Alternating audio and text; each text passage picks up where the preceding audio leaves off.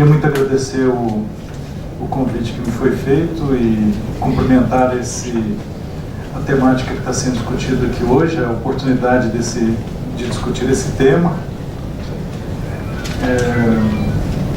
Queria até falar sobre o observatório que foi criado no ano passado no Centro Internacional Celso Furtado para a Política de Desenvolvimento.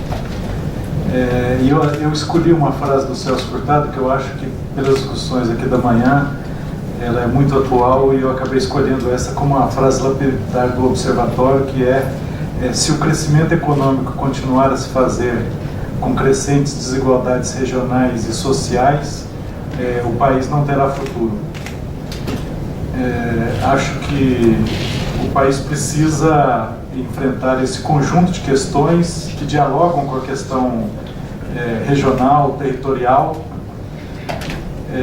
Eu gosto de dizer, nós acho que entendemos muito pouco sobre os processos em curso no país, entendemos muito pouco sobre a grande transformação depois de 20 anos, né, basicamente da década de 80 até 2004, país sem crescimento, e toda a natureza dos processos que estão em curso nós ainda acho que entendemos muito pouco, até porque temos também um déficit hoje de conhecimento.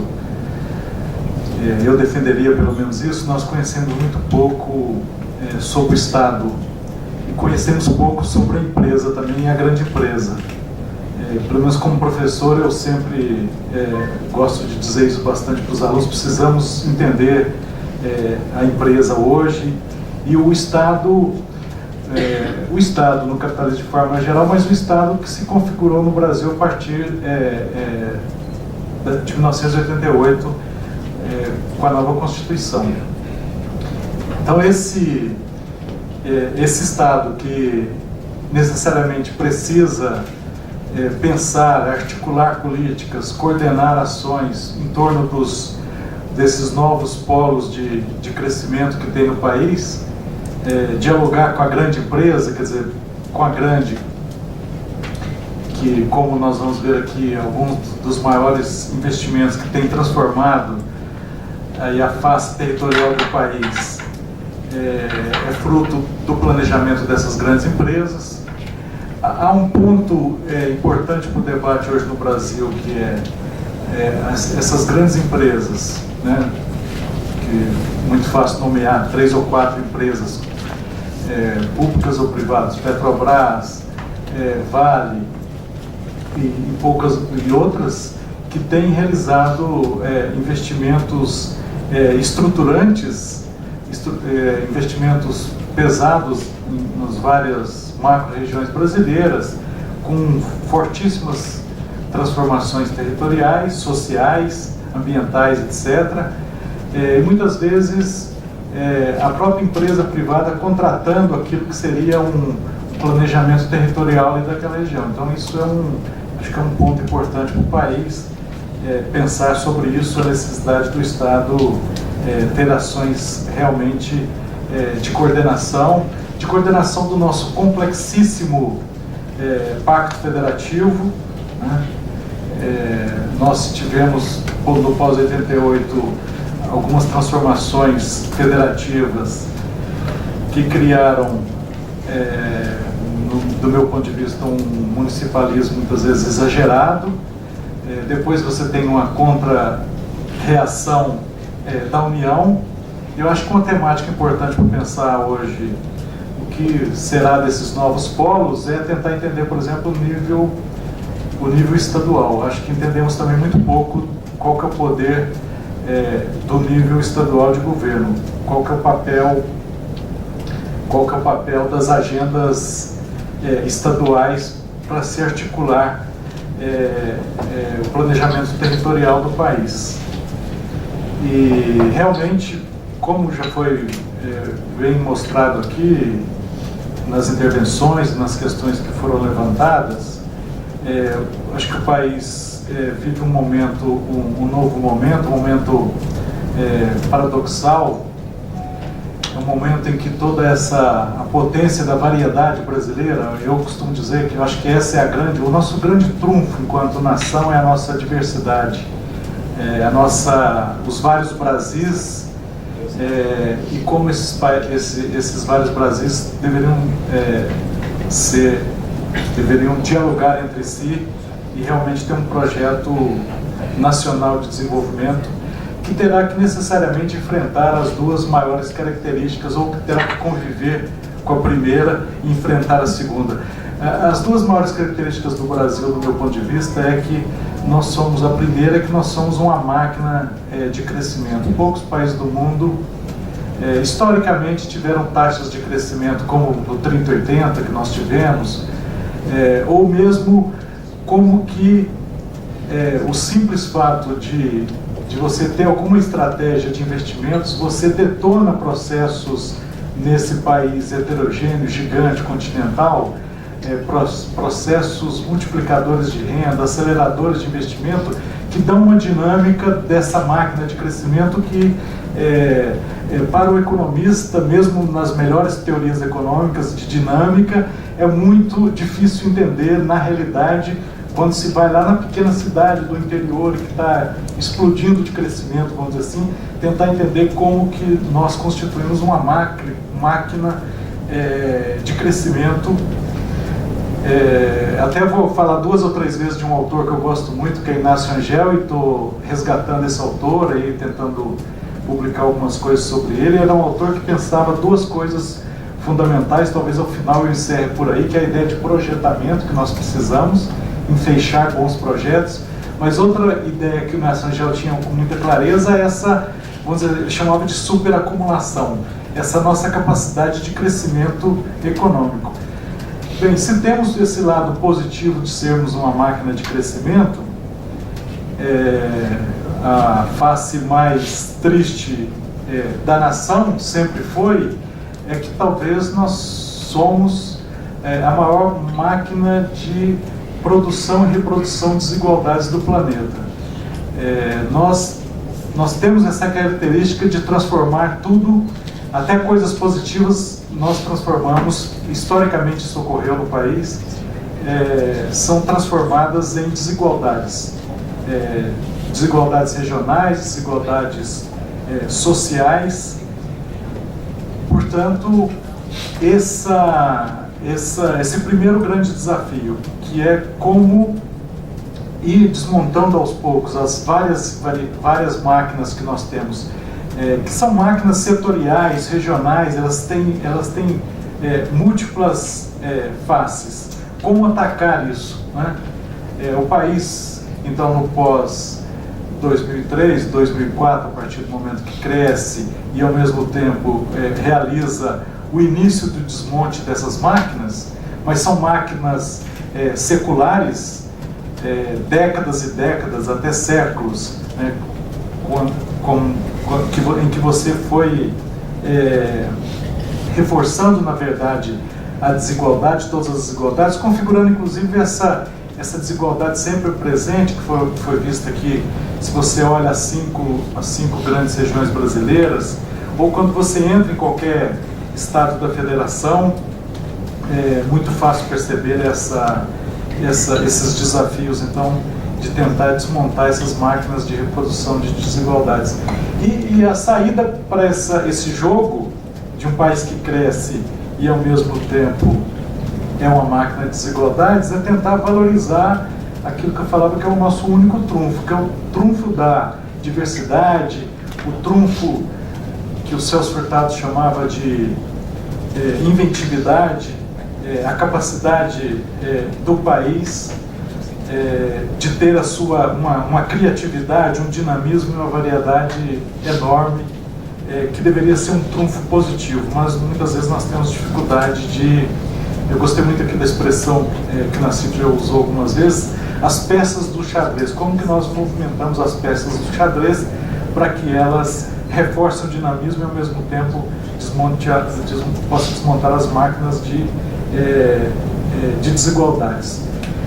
É um momento paradoxal, acho que o professor Guilherme Delgado sintetizou bem aqui, qual que é hoje o nosso papel frente à geoeconomia mundial, à geopolítica internacional, que tem colocado uma série de oportunidades de crescimento econômico para o país. É paradoxal porque, ao mesmo tempo, temos que questionar as especializações que o país vai aprofundando, né, e tentar construir um projeto nacional de maior autonomia, e, ao mesmo tempo, o país realizou uma verdadeira revolução, vamos dizer assim, desde baixo, no sentido dos direitos sociais, como ele mostrou, aumento do salário mínimo, as políticas de transferência e todas as outras, no sentido de construir maior cidadania no país. Então, eu diria que todas as cartas estão na mesa. Então, vivemos um momento paradoxal, mas muito interessante, porque as oportunidades então são grandes. Ao lado de, então, eu gostaria de falar um pouco dessas novas coisas que são encontradas em todas as regiões brasileiras, em todos os estados. Vem do mundo uma certa dessa configuração mundial atual, uma certa exigência para que o Brasil se transforme. Acho que ele já dependendo do dado que você recolha. Nós já somos o maior sistema de produção de proteínas do mundo. Então há toda uma demanda internacional, vamos dizer assim, para que o Brasil alimente o mundo com proteínas animais e vegetais. Há uma demanda fortíssima de commodities minerais, e há uma demanda fortíssima para que nós possamos nos constituir em um sistema de provedor de energia, petróleo, etanol, etc. Isso tem configurado grande parte das nossas infraestruturas. Esse é um ponto importante para o debate: qual que é a natureza das infraestruturas das estruturas físicas que são geradas, se elas são para a integração. Inclusive, o ponto fundamental pela primeira vez, mais recentemente, se pensa mais seriamente a integração latino-americana, que será básica para qualquer visão de futuro do país. Mas precisamos pensar todas as outras infraestruturas também. A infraestrutura social tem eu costumo dizer que pelo menos pessoalmente eu encaro como uma bandeira, que tem uma expressão muito interessante que vem dos PPAs dos últimos anos, que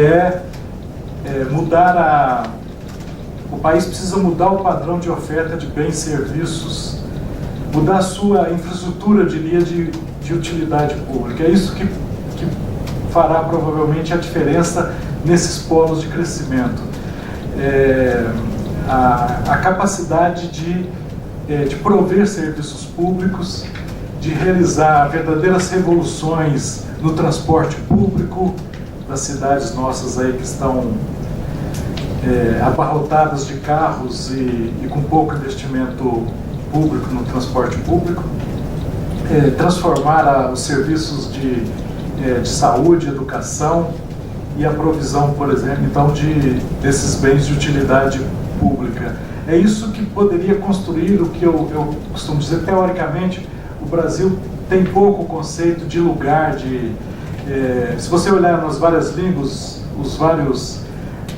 as várias políticas utilizam, se você falar com um português, ele vai te perguntar se a política pública está descendo ao terreno, como eles dizem. Nós temos pouco essa característica de saber, isso que precisa ser monitorado das políticas públicas, tentar entender no território, no terreno, no lugar, como que essa provisão está sendo realizada, não só em termos de quantidade, mas assim como está no PPA que foi mostrado aqui, essa expressão excelente, que é qual a qualidade dos serviços públicos que estão chegando, então, porque eles é que vão fazer a interação social e espacial mais fina, e tentar transformar essas máquinas, esses vários polos de crescimento que pipocam pelo país em todas as regiões, em máquinas, em polos de desenvolvimento, né? Porque eu diria que são basicamente polos de crescimento que nós estamos discutindo aqui. E, obviamente, sempre com uma ideia de como não deixar que esses motores de crescimento diminuam. Eu até tinha escolhido, assim, a primeira ideia que me veio à cabeça para discutir com vocês era essa. Quais são os motores desse crescimento? Se eles continuarão a funcionar nos próximos anos. Esse é um debate importante para o Brasil hoje. Tem vários economistas aí calculando que toda essa transformação social que ocorreu até aqui com a transferência de renda não é possível ter o mesmo ritmo de transformação, porque agora você entra num outro patamar em outras questões. Mas o principal, vamos dizer assim, dos impactos territoriais dos polos de crescimento é saber se eles têm efeitos propagadores de crescimento para o seu entorno, para a sua interlândia. A lição mais simples de quem trabalha com regional, territorial, eu acho que é a seguinte: é se perguntar se uma atividade ela é um enclave ou ela gera dinamismo para o seu entorno, ela articula efeitos e mecanismos de transmissão de crescimento, ou ela é apenas um ponto no espaço que vai gerar uma outra transformação num espaço restrito, mas não consegue ou tem dificuldade de espraiar ou de transformar aquele processo de aumento de renda, de emprego, etc., em algo que caminhasse para construir cidadania, para aumentar a autonomia, ou, como diria Celso Furtado, o conceito dele de desenvolvimento, que é muito simples e ao mesmo tempo muito interessante. Desenvolvimento é você se perguntar se as suas opções estão aumentando, se há um alargamento ou não dos seus horizontes de possibilidades, que é o que ele dizia. Então, a grande pergunta é: certamente os polos de crescimento estão aí. A pergunta é se no futuro eles terão capacidade de aumentar a autonomia de decisão, aumentar o senso de decisão naquela região em que eles estão, né? Qual que é a capacidade deles realizarem isso? E qual que é a capacidade, então, e nesse sentido, como foi colocado aqui de várias formas, a política pública, o Estado, a articulação federativa no país é fundamental. Esse é um ponto que eu particularmente me interesso muito. Eu tinha falado aqui para vocês, perguntar qual que é o poder hoje de um governador, qual que é o poder dos governos estaduais. Você vive um momento nos últimos anos muito interessante. Todos os estados da federação têm feito planos de desenvolvimento territorial, alguns bem interessantes, participativos, né? Como foi lembrado aqui, a ideia de conferências. Então foram realizados fóruns de desenvolvimento, debatidos os principais problemas regionais, mas a coordenação federativa é a grande questão no país. A dificuldade, eu até fiz uma lista há pouco tempo num artigo que eu escrevi, de uma literatura que eu acabei apanhando e tentando discutir no Brasil o que pode um governador.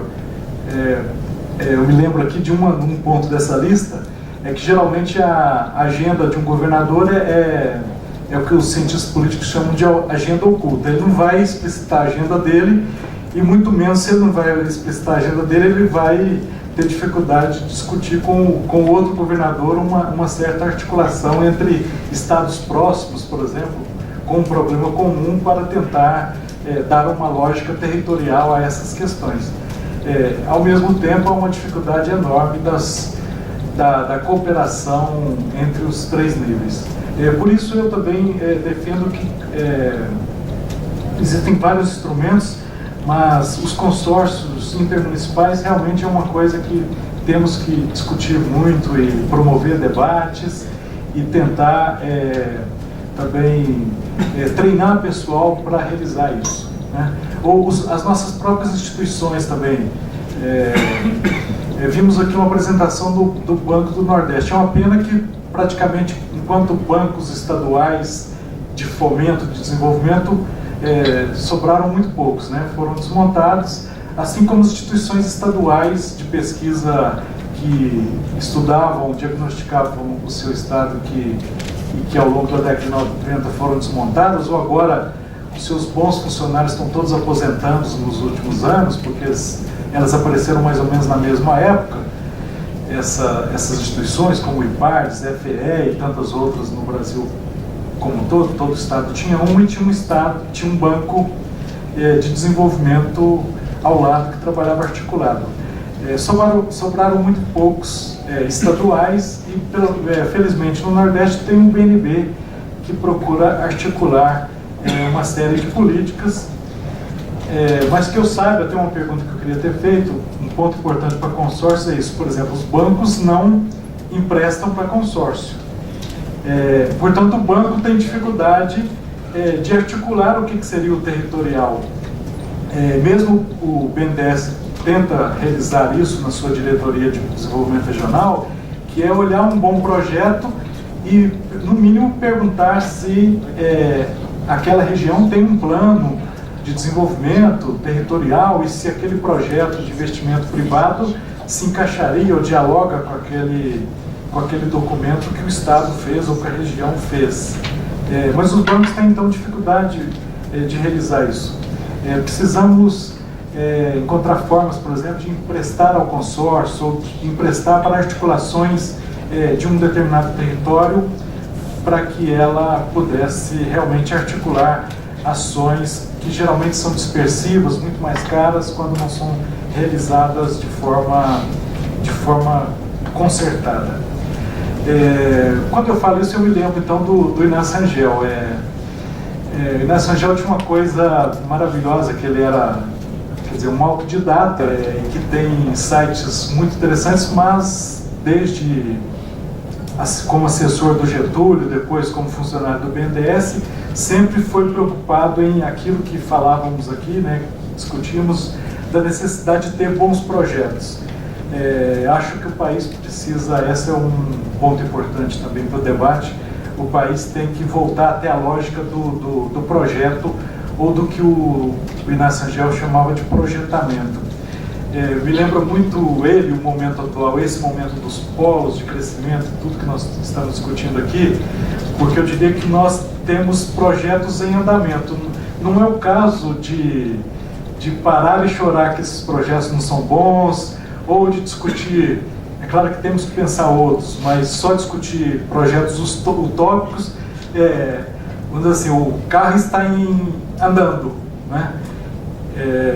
Ou como no passado se falava, o cavalo passou e temos que montar nele e tentar dar uma certa direção em determinado sentido. Então, eu acho que eu vejo muito hoje mais uma necessidade de enfeixar, que é uma expressão que o Inácio Rangel usava muito, enfeixar bons projetos, realizar um projetamento, cobrar de todos esses polos, desses projetos, já foram listados aqui, quer dizer, dezenas e dezenas, centenas de projetos de logística, infraestrutura, portos, estaleiros, pré-sal, né, que falamos pouco aqui. Agora há pouco alguém comentava, e é verdade, esse é um ponto importante para o debate regional brasileiro e territorial. O pré-sal é um elemento de reconcentração espacial, né, embora ele crie aí oportunidades, como tem criado, de alguns estaleiros no Nordeste e em outras regiões. A tendência mais geral do pré-sal é de reconcentração. Várias outras infraestruturas que estão sendo pensadas, como trem-bala, as próprias Olimpíadas, alguns investimentos da Copa do Mundo, são todos investimentos com alta concentração no Centro-Sul. Ou mesmo quando você fomenta o crescimento da grande empresa privada, maior parte das grandes empresas tem o seu centro de decisão em São Paulo, e a tendência então de reconcentração no futuro é razoável, né? Frente aos vários polos. Alguns acho que teriam que, dá para dizer claramente que são enclaves, alguns enclaves regionais, polos de crescimento com pouca ou nenhuma capacidade de encadeamento. É disso que se trata os bons projetos, quer dizer, mesmo pelo lado do crescimento econômico, a pergunta de quem trabalha com regional, com territorial, é sempre perguntar da qualidade dos encadeamentos, se você está gerando encadeamentos numa determinada atividade, e aí o Estado tem que entrar para fomentar novos encadeamentos. Eu gosto de usar a expressão que é interramificações. O Estado tem que apoiar interramificações dessas atividades que poderiam ser lembradas aqui, os vários portos, as várias atividades que tem hoje pelo país, mesmo ou as atividades pequenas, os arranjos produtivos, etc. É preciso perguntar sobre a capacidade de interramificação dessas atividades.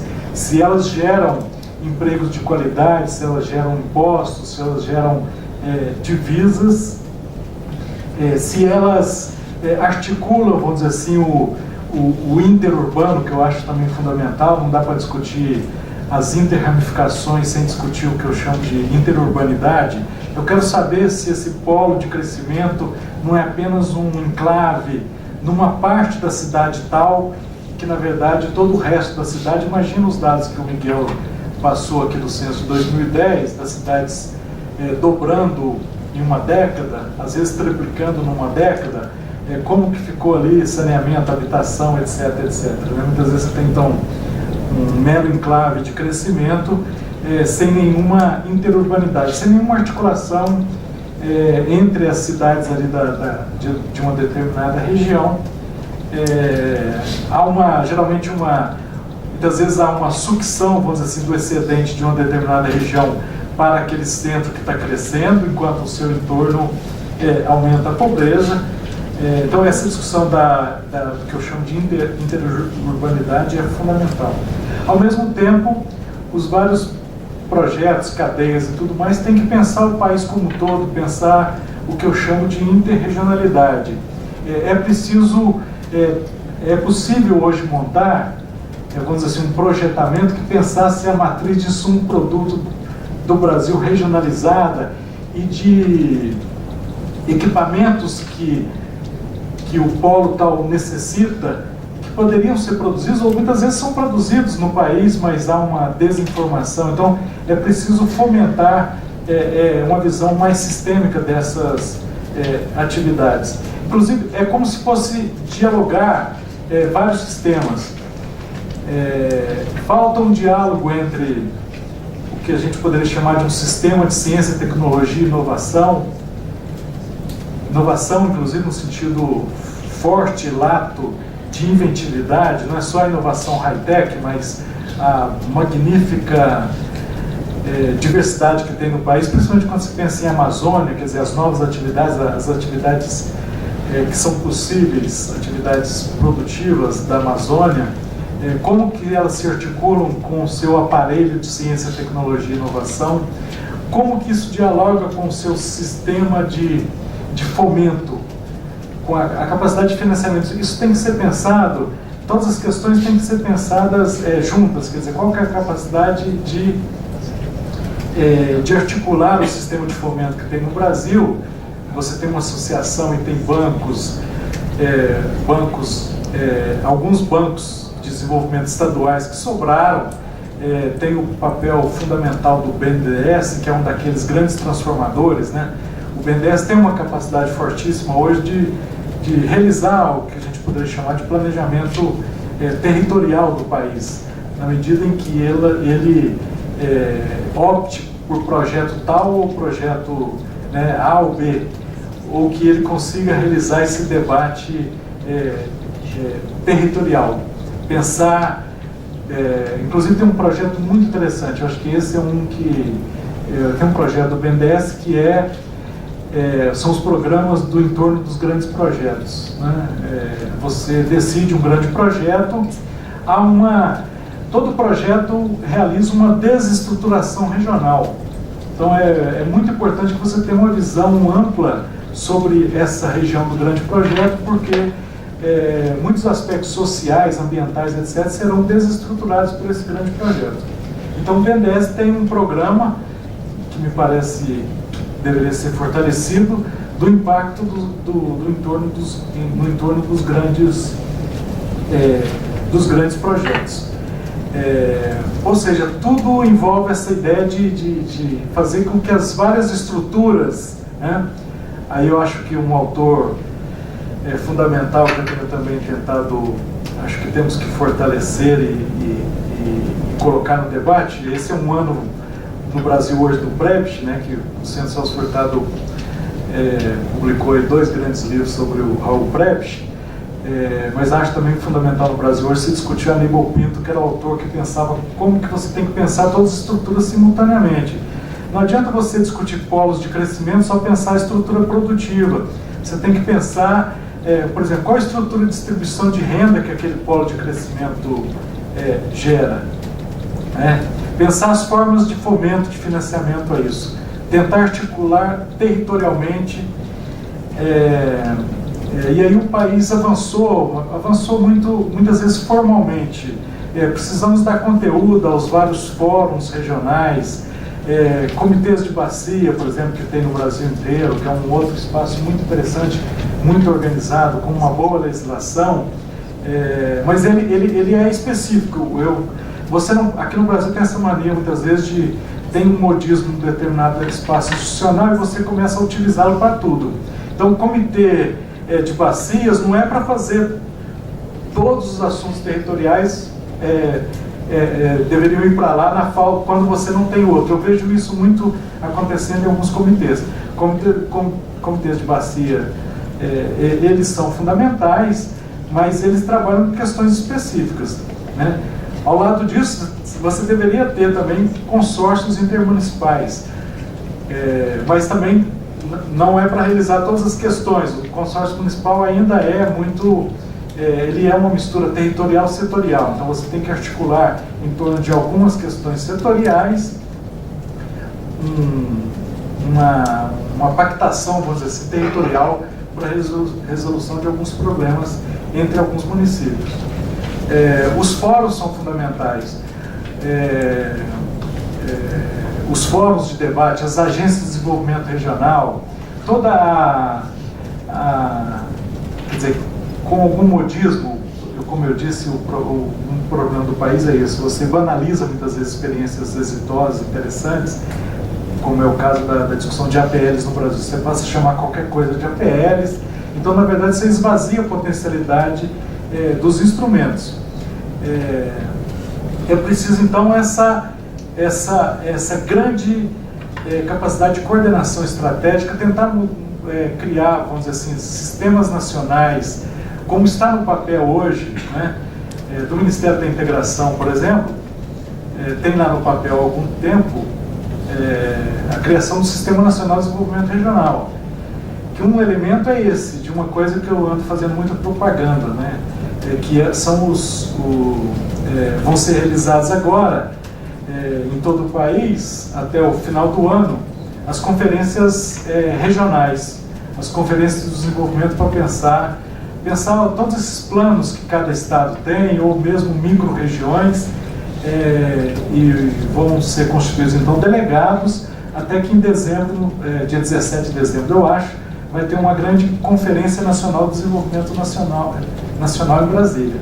Então, a Política Nacional de Desenvolvimento Regional tem elementos fundamentais, vários conselhos, a utopia de um Fundo Nacional de Desenvolvimento Regional, que é básico e não saiu do papel, infelizmente foi para a reforma tributária, quando na verdade era a ideia de constituir um fundo estruturante, como o Fundo Europeu de Desenvolvimento Regional, para que se criasse algo como um SUS, vamos dizer assim, do território, um sistema que articulasse estados, municípios e a União num sistema nacional de desenvolvimento regional.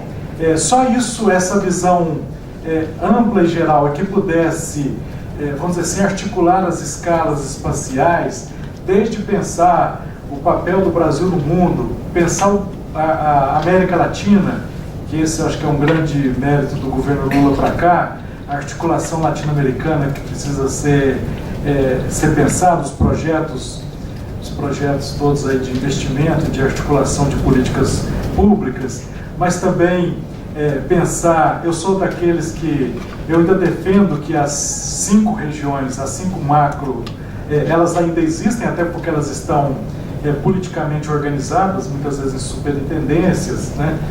Principalmente as 3 superintendências que foram recriadas. Então você ainda tem uma escala macro-regional, mas você tem uma escala, vamos dizer assim, né, da política, que é a escala do nível de governo estadual, que eu defendo que aqui a gente menos entende, portanto precisa entender.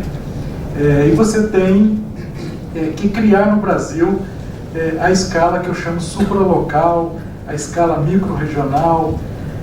Essa dificuldade de articulação que seria talvez o elemento para transformar polos de crescimento em polos de desenvolvimento.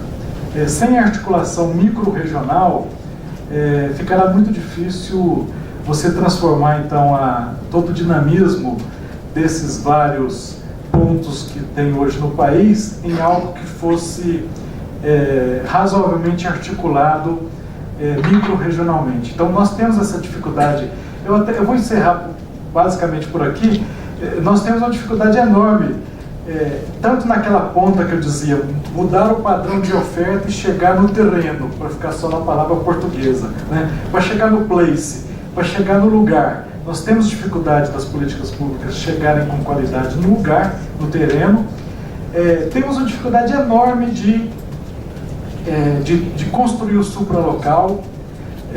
Eu vejo, né, já orientei, já participei de muitas bancas, por exemplo, tem muitos trabalhos no Brasil sobre guerra fiscal estadual, ótimos trabalhos, mas a guerra fiscal que mais me preocupa é a de varejo, essa quase ninguém pesquisa, que é aquele município totalmente inimigo do seu vizinho e praticando guerra fiscal pesadíssima.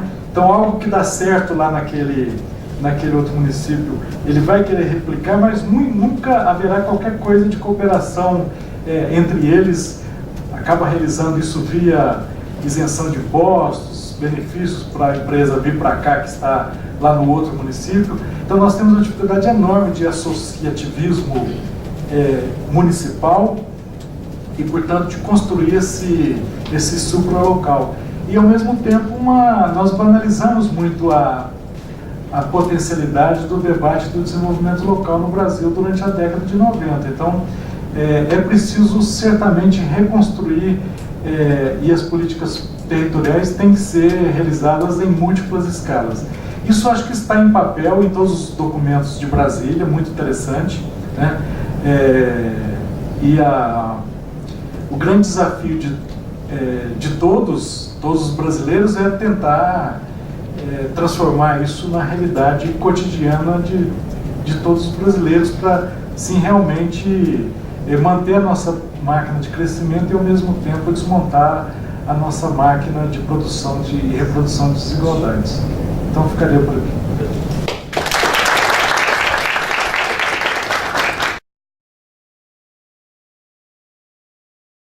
Bom, você mencionou o Aníbal Pinto, o Inácio Rangel, o Celso Furtado.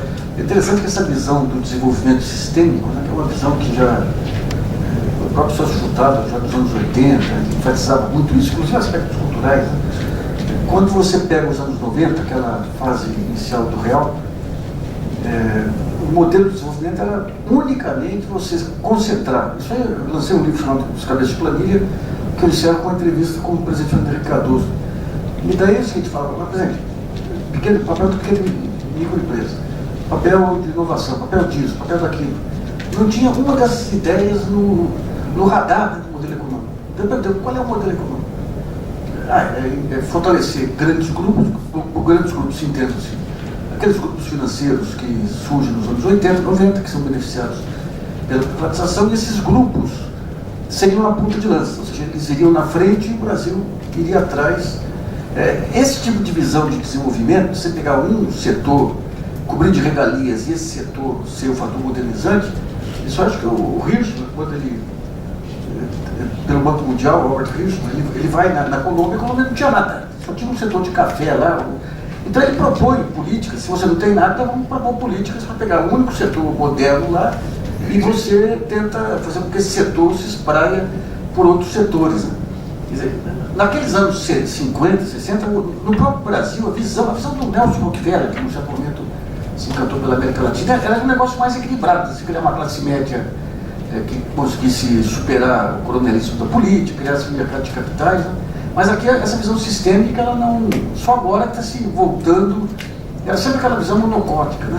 Eu tenho um modelo, então eu vou priorizar isso e o resto você deixa ao relento.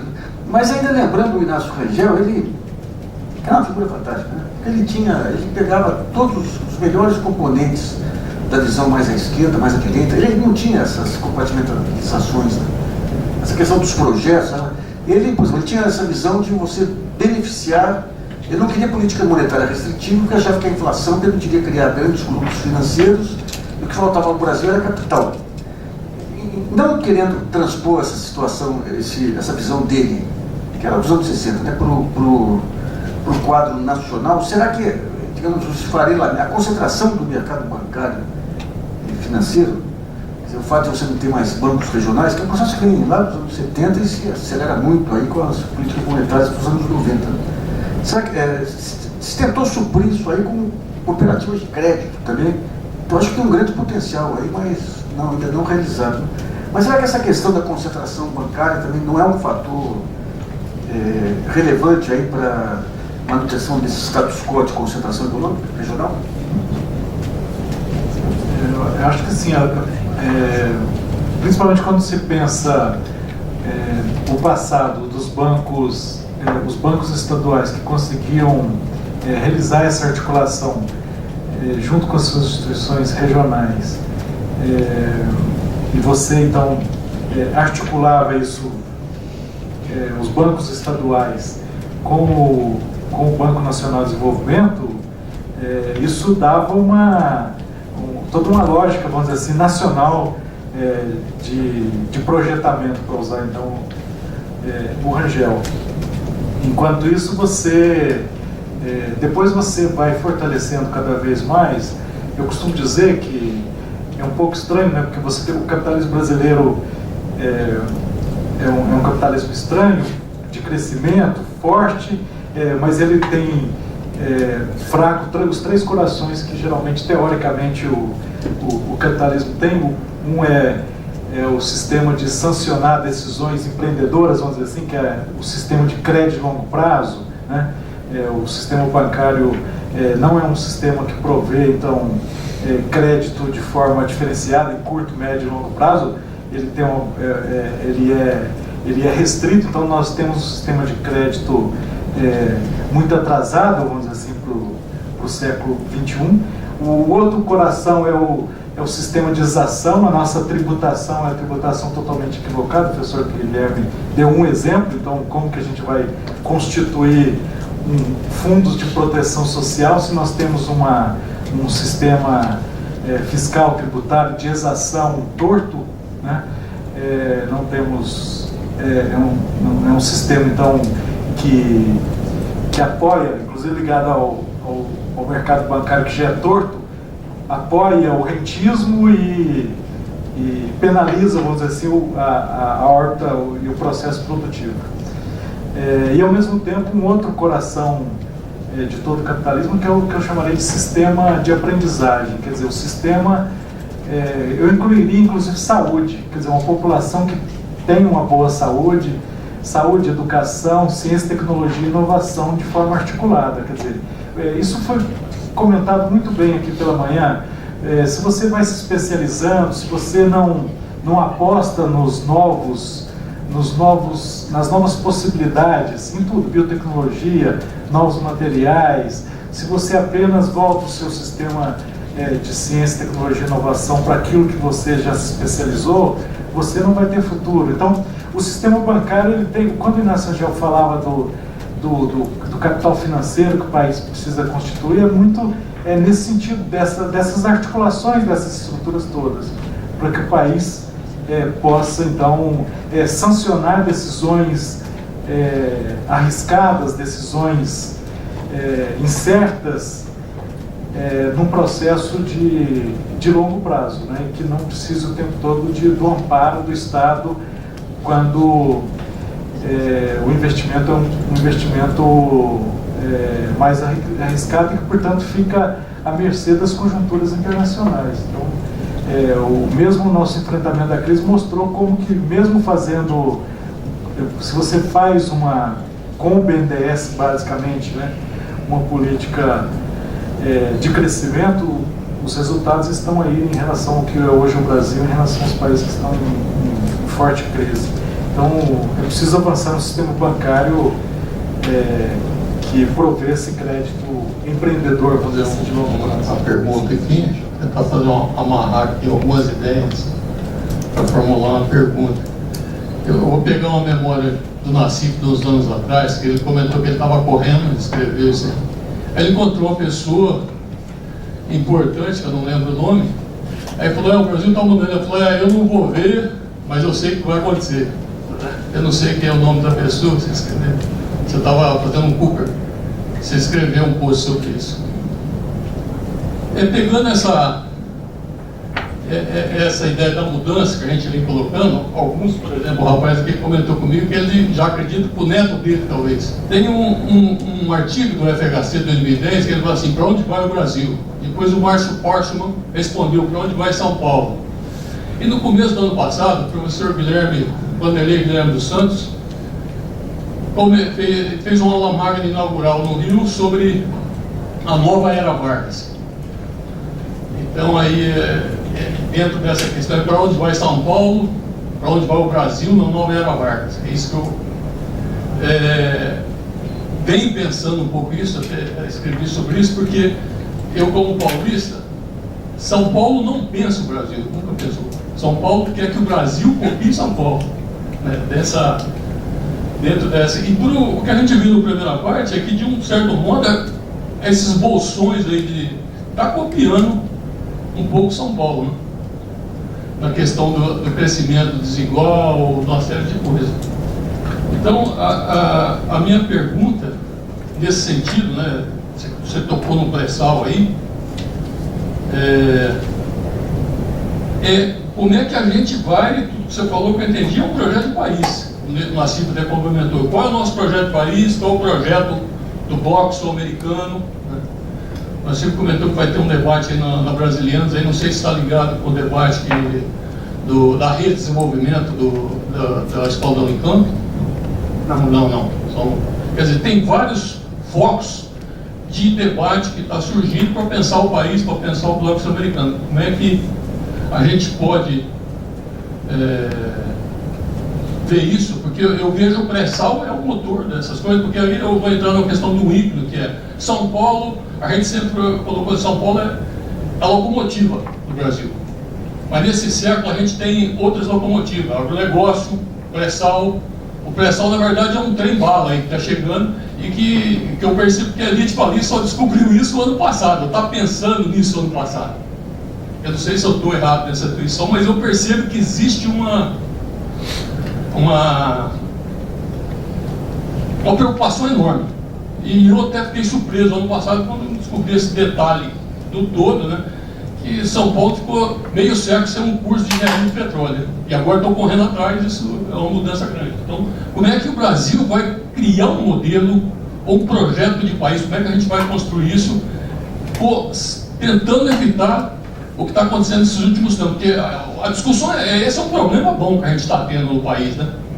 A gente sente isso no mundo, o mundo fala disso sobre nós. Mas como é que a gente vai tentar mudar isso sem copiar São Paulo? Nas desigualdades e nos detalhes. O professor colocou dois pontos, acho que importantes aí para, digamos, pensar esse novo tempo. Um foi a desarticulação desses sistemas, essas fundações de planejamento, de estudos estaduais.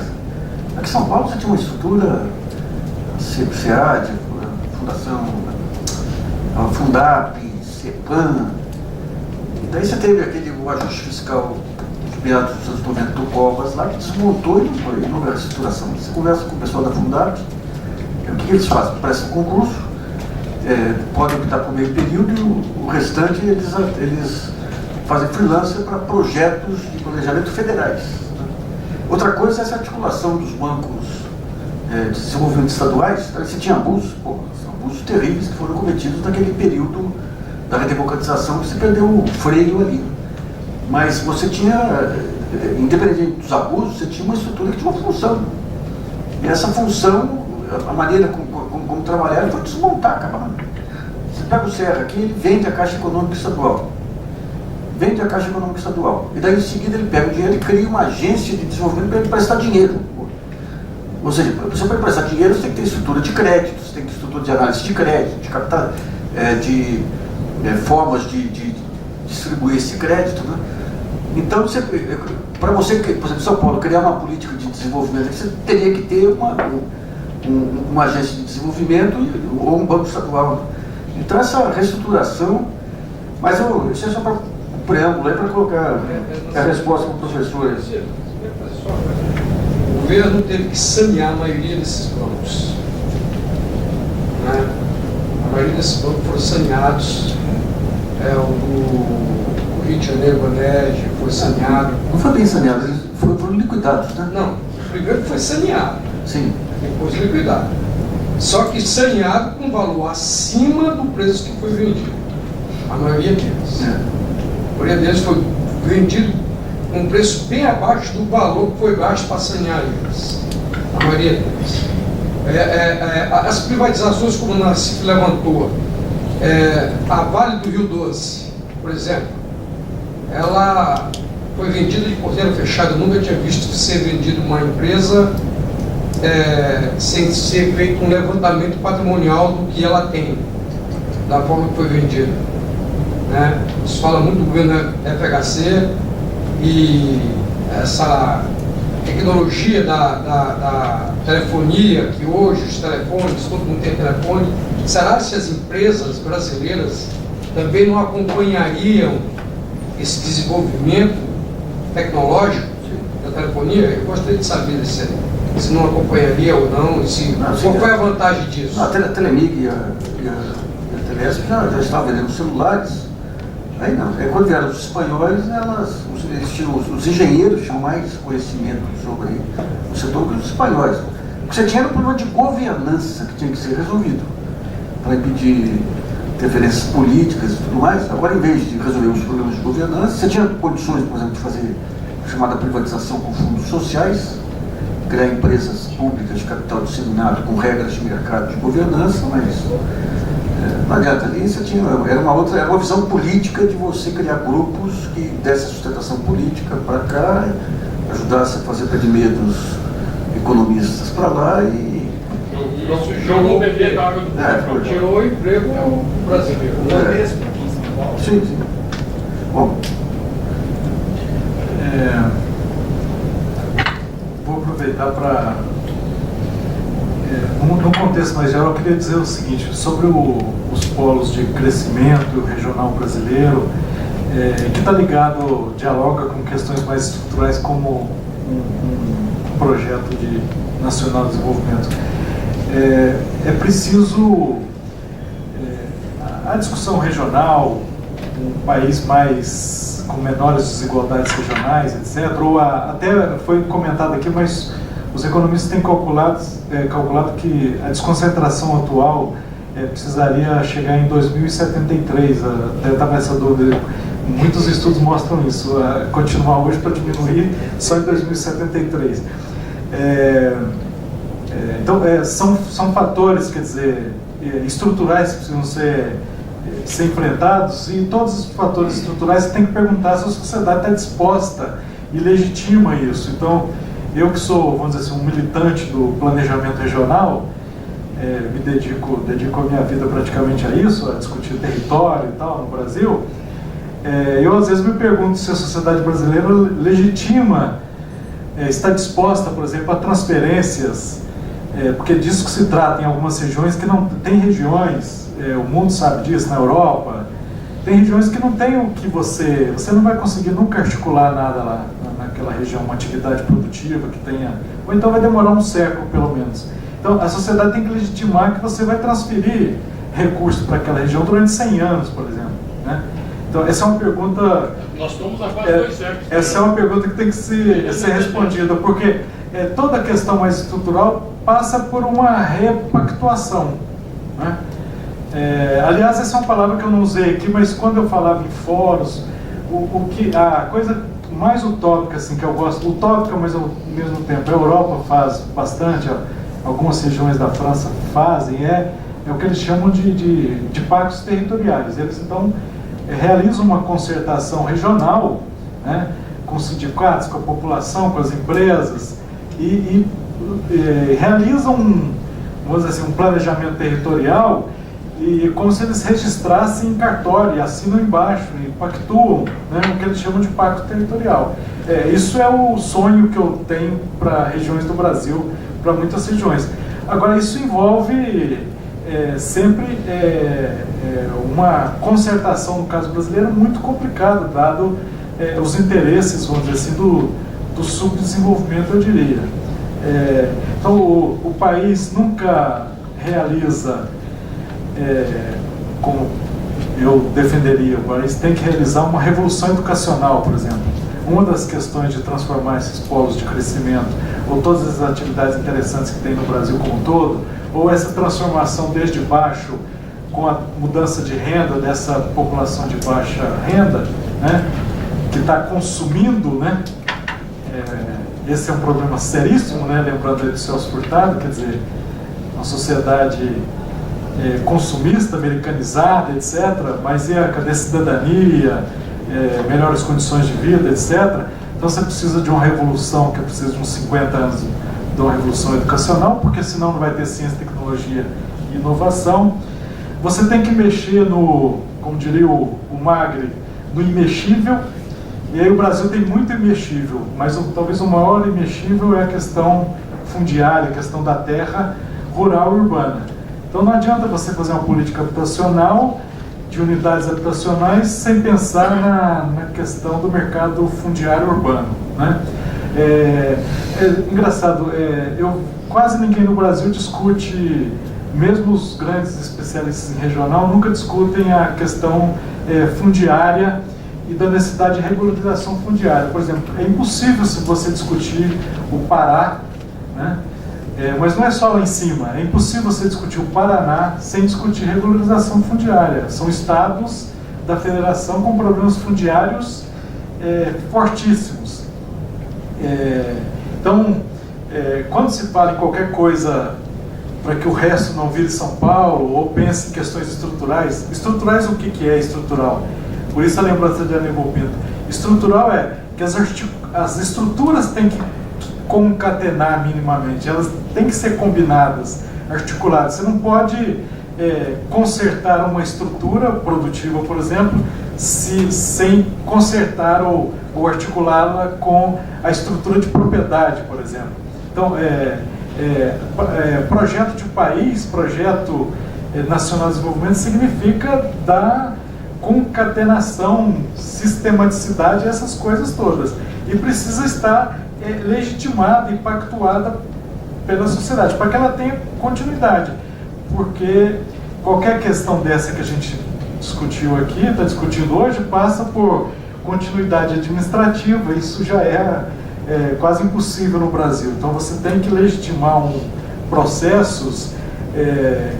Muitas vezes o Brasil gosta muito de fazer belas leis, né, que muitas vezes não são utilizadas. Mas de qualquer forma é importante sim aprovar leis, pactuações para que se construam aos poucos e transforme o processo de crescimento em processo de desenvolvimento. Agora isso exige enfrentamento de conflitos. Eu queria até dizer isso. Eu gosto muito de repetir também essa frase do Celso Furtado, que é o seguinte: o Celso Furtado fala que o crescimento, ele nubla os interesses. Quando você está crescendo, você está discutindo os polos regionais. Quando você está no oba-oba, os interesses desaparecem. E o que ele falava aqui, desenvolvimento é outra coisa, desenvolvimento é você tensionar, porque o desenvolvimento significa que você tem que colocar as cartas na mesa. Por isso esse é um momento maravilhoso do país. O país está se discutindo, realizando fóruns, espaços como esse, que é para tensionar. Mas deixa eu só colocar um ponto que é interessante, até pegando esses ganhos, tem tanta ideia surgindo aí que... Vamos pegar um pouquinho essa questão do projeto nacional versus globalização. Você tem a globalização, as regras que em geral beneficiavam apenas esse fluxo do capital especulativo, e um dos pontos centrais, digamos, da manutenção dessa ideologia é você matar a ideia de projetos nacionais. Então a cultura nacional vai para segundo plano, o projeto nacional vai para segundo plano, e os países que começam a escapar desse são aqueles países que esse aspecto cultural, o Celso Furtado, ele gostava de colocar muito também, né? O Brasil ele dá um grande salto aí nos anos 30, nos anos 20 você começa com a recuperação dos valores nacionais, no ano de 22, música urbana carioca, música urbana pernambucana, literatura regionalista, né? O país começa a acreditar em si. Então você deixa de emular quem lá fora, você só emula aquilo que é relevante. Você é muito mais Joaquim Nabuco aí vendo os Estados Unidos do que Rui Barbosa vendo o sistema monetário da época lá. Você passa a ver o que é relevante lá, mas com autoestima aqui para você definir projetos específicos. Quando você vai para o âmbito regional, o que é o nosso federalismo? O que sustenta, digamos, o poder regional em diversos estados? Primeiro, o interesse do governo federal, as composições políticas e tudo. Então eu tolero o Amazonino Mendes lá porque, digamos, é importante para garantir a minha maioria aqui. Eu tolero o Jader Barbalho lá porque é importante para garantir a minha maioria aqui. No governo Fernando Henrique Cardoso, por exemplo, colocaram aquele, lá no Espírito Santo, um coronel terrível, lá, afastando o Paulo Artung e o Veloso Lucas, que era uma grande esperança até de renovação de PSDB e tudo mais. Então, o interesse do governo central acaba dando uma força adicional para os coronéis regionais impedindo a renovação lá. E o segundo ponto são as redes televisivas, que consolidam esse poder. Quem acompanha o blog, nós tivemos tempos atrás um caso escabroso no estado do Amazonas. Um grupo de tuiteiros resolveram encontrar uma taxa do lixo lá na prefeitura de Manaus, fizeram um movimento e passaram a ser atacados impiedosamente pela CBN Manaus. O cara é um gangster. Um gangster. Eu alertei a CBN aqui, o jeito chegou a mandar ameaças aqui, que ia pegar fotos das minhas filhas e fazer montagens pornográficas. Estou denunciando ele na polícia agora. Quando você pega Amazonas, eu tenho pensado que não tem nada semelhante. Você cata lá, o fulano de tal, que é alto político, foi iniciado na CPI da pedofilia, o outro também na CPI da pedofilia, o outro... E você tem toda uma população que está se modernizando lá, até por conta de internet e tudo mais, que fica refém de um poder que se sustenta nesse federalismo todo nosso. De um lado, o presidente de plantão, que precisa constituir a sua maioria, e de outro lado as redes de emissoras que precisam ter lá na ponta, que aqui, digamos, falam da modernização, do combate ao coronelismo, criticam os coronéis dos estados menores, mas dão a sustentação política através das suas concessionárias. Né? Então é um ponto central. Aí quando você começa a falar em produção, e daí, digamos, dentro desse modelo, todos os estados tentam emular São Paulo, assim como, digamos, essa visão colonialista nossa que tenta emular modelos de outros países em circunstâncias totalmente diversas. Né? Então, vamos pegar o Maranhão. O Maranhão ele tem lá a sua siderurgia, vai ter a sua refinaria, tem linhas é um conjunto de fatores que são relevantes para desenvolver, e não desenvolve indicadores humanos. Por quê? Então todo Estado quer ter lá a sua grande obra, quer ter o seu grande modelo, repetindo o modelo de São Paulo, porque você desarticulou os centros de pensamento estaduais, né, para planejamento estaduais, a cultura regional vai para segundo plano, porque as grandes redes não abrem espaço para esse desenvolvimento local. Então você fica todo mundo, aquele negócio do Paulo Freire, né, do oprimido querendo reprisar o opressor. Né? Então é um desafio muito interessante aí que ocorreu desse conjunto de ideias que vocês trazem aqui, que para você ter o desenvolvimento regional, no fundo você tem que fazer um processo, em termos de federalismo brasileiro, um processo de autoestima estadual similar ao que o Brasil tem, digamos, esse centro dinâmico ou esse centro político brasileiro tem em relação aos países centrais. Ou seja, esse desenvolvimento é muito mais complexo que a mera planilha econômica, né? Bom, nós vamos então encerrando aqui. Acho que foi um dia muito produtivo. Esse material vai todo para a internet e depois vai ficar no Brasilianas, mas nós estamos já em fase final, aí, um mês e meio, 2, de lançar um novo portal que vai ser um jornal online também, onde vai estar melhor organizado. Nós estamos trazendo várias organizações para parceiras aí nesses processos de discussão, e a exemplo do Observatório Celso Furtado, vários observatórios que estão gerando um conhecimento que não fica mais parado aí nas escrivanias, né? A gente tem um grande problema no Brasil que a internet está superando. É o seguinte: você tem grupos de conhecimento em todas as áreas, área regional, área de saúde, área de inovação e tecnologia, só que essas ideias não vinham à tona, porque você tinha 3 instituições, digamos, mancas, né? Você tinha a própria universidade, que é muito fechada para soltar as ideias, partidos políticos, nós não temos partidos políticos orgânicos, programáticos, né?